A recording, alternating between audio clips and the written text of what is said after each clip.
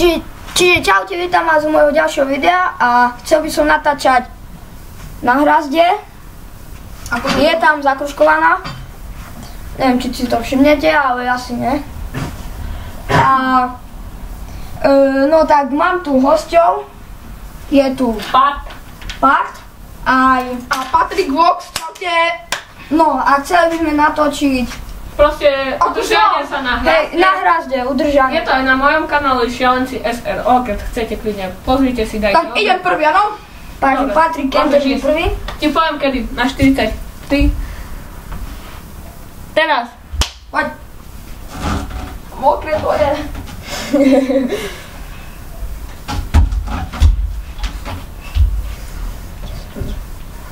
10 sekúnd.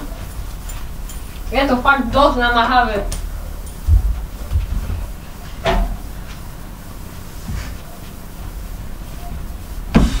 Dobre, takže mal tam na koľko? 40, 20, 23 sekúnd.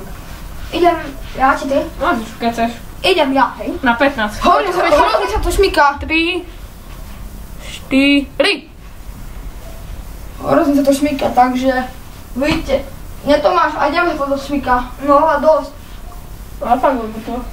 Už sme natáčali na Šialenci SRO. Ľudia, hoďte like. Aj mne, like, aj odber na Patrick Vox. Máš 5 minút. Koľko mám? 25 sekúnd.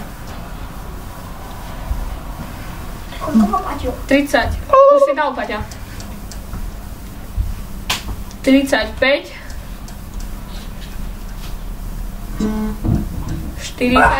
40 sekúnd rovných.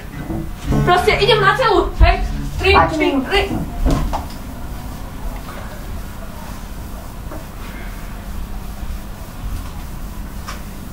Na celú som išiel.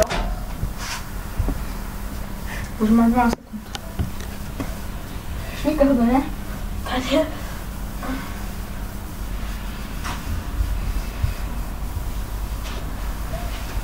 A na budúce by sme chceli natočiť niečo aj s činkami.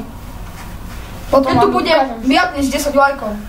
Keď tu bude viac než 10 lajkov, ukážem vám salto na hrazde aj s činkami max, koľko dvihnem. Lebo som spierač. Koľko mám? 41. Vidno čo? Nie.